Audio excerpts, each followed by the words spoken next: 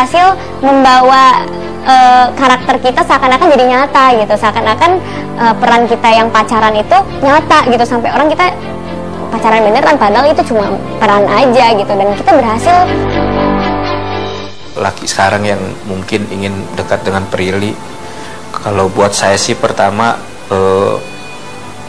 agamanya harus kuat, karena itu tuh landasan buat hidup kita ke depannya. Harus dewasa dan bisa membimbing dia dengan baik, dan juga jangan pernah berlaku kasar sama dia, karena saya tuh tidak pernah kasar sama dia. Siapa orang yang lagi deket sama gue? Bener ya, jujur dong. Oke. Namun, beredarnya sebuah video testimoni Prilly yang ditemani Grita, sahabat karibnya, beberapa hari lalu seperti menyiratkan sebuah kondisi yang dipaksakan terjadi di antara kedua sejoli dalam bingkai sinetron ini. Dalam video itu, Prilly berkisah tentang fakta kedekatan dirinya dengan Aliando. Anil serius. Terdeketin kan? Yang agak kurang mengenakan adalah saat ada kata-kata yang tidak pantas meluncur dari bibir Prilly. Entah sekedar kelakar atau berbau sindiran. Kita tuh bener-bener deket banget, udah kayak pacaran banget. Cuman nanti kita mau publik karena pensan kita yang ribet banget dan keluarga dia yang kayak Video yang sebenarnya tidak dalam konteks untuk dipublikasikan tiba-tiba muncul begitu saja tanpa seizin si empunya. Beraneka ragam kritik, komentar pedas, bahkan cacian pun bermunculan. Dia pengennya dimanja, ya mungkin karena emang karakternya kayak gitu kan. Jadi kalau misalkan cowoknya nggak bisa manjain, ya mungkin mundur aja kali.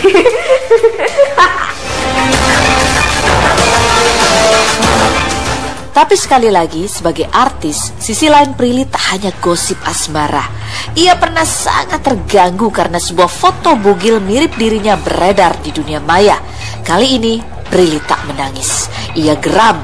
31 Juli 2015 lalu, Prilly melaporkan orang yang dengan sengaja mengedit foto dirinya ke Polda Metro Jaya. Agustus tahun yang sama, Prilly juga melakukan tes keperawanan untuk mementahkan fitnah para haters yang menurutnya sudah sangat keterlaluan. Marga kamu ini, Pelatu Konsina ini bukan kamu sendiri dan papa sendiri yang ada yang pakai, itu ada puluhan ribu orang yang pasti akan menjadi pertanyaan. Hasil dari rapat keluarga besar juga memang ya seperti itu, harus dilaporkan sebagai bentuk klarifikasi dari keluarga bahwa itu memang bukan Prilly. Awalnya sih saya nggak terlalu tanggapin ya, karena memang yang tahu Prilly adalah saya ya, 24 jam saya sama dia kan. Jadi itu sih opanya ya, kadang karena kakeknya tuh gemes gitu kan, dikatain yang macem-macem gitu. Tapi ada satu kata-kata dia yang ngebuat aku marah banget, karena dia bilang aku sudah tidak menjaga kesucian aku lagi gitu, atau bahasa kasarnya udah nggak perawan lah gitu. Ya itu aku kesel, itu aku bener-bener marah banget. Aku tuh ngerasa aku tuh anak yang sangat menjaga budaya timur gitu loh. Aku nggak pernah ikut-ikutan ke barat-baratan gitu, kayak nggak pernah pakai baju yang ke barat-baratan, nggak pernah gaul yang ke barat-baratan. Aku selalu pulang tepat waktu. Sebagai wanita, kita nggak menjaga kesucian kita, itu nggak boleh, dan menurut aku itu adalah hal yang paling nggak banget gitu. Jadi aku kesel, akhirnya aku laporin gitu. Ngelakuin cek segala macam, cek keperawanan dan segala macam. Ya udahlah gitu, walaupun itu sangat nggak nyaman sekali dicek-cek kan.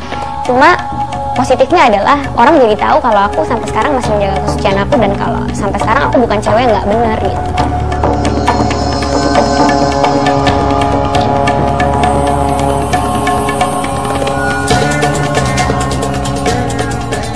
Fitnah dunia digital yang kejam. Kali ini tak hanya Prilly yang merasakan guncangannya. Keluarga, khususnya kedua orang tua Prilly, juga merasakan kemarahan dan kesedihan yang hebat. Mereka sungguh terhina. Pasti sedih sekali saya. Cuman kan saya nggak mungkin ngomong sama dia, walaupun hati saya sebenarnya menangis. Saya sedih aja.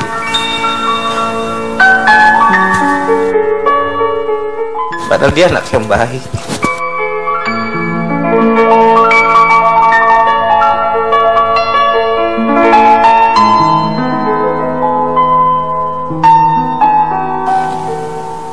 dia harus seperti itu. Tapi ya saya suka membesarkan saya ya, namanya itu udah takdir dan kita harus terima. Walaupun, dan saya selalu berdoa mudah-mudahan Allah memberikan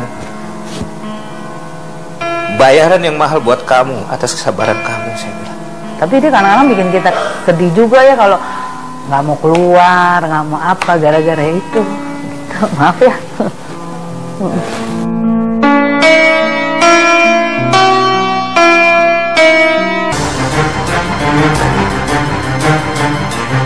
Pada akhirnya, Prilly Latukonsina belajar.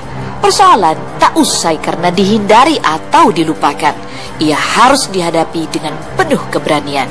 Berbekal pengalaman pahit, Prilly menciptakan sebuah aplikasi yang bisa menyaring dan membatasi tindak bullying yang berpotensi memiliki dampak buruk pada psikologi seseorang. Ngebuat aplikasi supaya mereka bisa berkumpul dan supaya remaja-remaja Indonesia bisa punya wadah untuk berbagi informasi tanpa adanya cyberbullying. Jadi aku buat aplikasi di mana orang nggak bisa membuli dan dibully. Lalu, di atas sinisme haters yang kerap menyebut suksesnya di dunia akting sekedar kebetulan, Prilly terus terpacu membuktikan diri. Kesempatan bermain di film layar lebar disambarnya dengan semangat. Oke. Action! Action! Prilly bahkan bertekad mendapat pengakuan dalam kiprahnya kali ini. Pengen dapat penghargaan di film yang dimana akting aku dinilai sama juri yang bener-bener senior gitu. Kayak di jurinya itu bisa jadi kan aktor-aktor senior, acting coach senior. Jadi bener-bener dinilai sama juri kemampuan acting aku gitu. Dan aku pengen banget bisa dapat penghargaan itu, karena kalau aku pengen membuktikan aja kalau misalnya aku tuh gak seperti yang orang-orang bilang, yang aku cuma sekedar karena banyak fans aja jadi aku bisa main sinetron, bisa main film dan apa. Tapi aku juga pengen membuktikan kalau aku juga punya kualitas. Yang saya lihat dari dia tuh optimisnya, yang saya benar-benar saya salut sama dia. Keras keinginannya dan dia yakin dengan apa yang dia lakukan.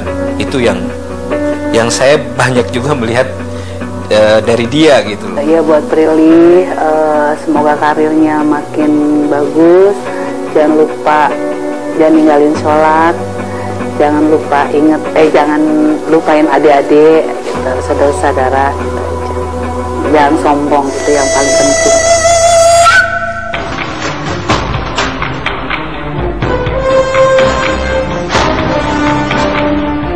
Di titik ini pula, Prilly juga terus belajar memaknai pujian dan kebencian. Penggemar dan haters adalah keseimbangan yang harusnya mematahkan sikap. Pembenci harusnya tak mendapat panggung, tapi nyatanya mereka memang ada. Jika dihadapi dengan positif, pengagum tak harus membuat diri menjadi lupa daratan, dan pembenci tak perlu membuat patah arang. Aku rasa kalau ucapan terima kasih dan segala macam itu udah standar banget, karena terima kasih aja nggak cukup. Jadi aku bingung mau ngomong apa lagi. Pokoknya aku cinta banget sama kalian semua. Please jangan anggap aku sebagai idola kalian, tapi anggap aku sebagai keluarga kalian. Karena aku mencintai kalian semua seperti aku mencintai keluarga aku. Love you.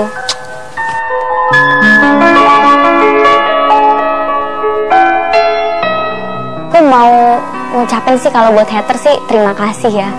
Karena kalau nggak ada mereka, aku nggak akan sadar sama kekurangan aku gitu. Karena kalau misalnya aku cuma punya fans, yang fans aku hanya memuji aku dan segala macam, ya aku nggak akan tahu kekurangan aku apa. Tapi dengan adanya haters, aku jadi tahu oh kekurangan aku di sini, sampai kalian nggak suka atau gimana.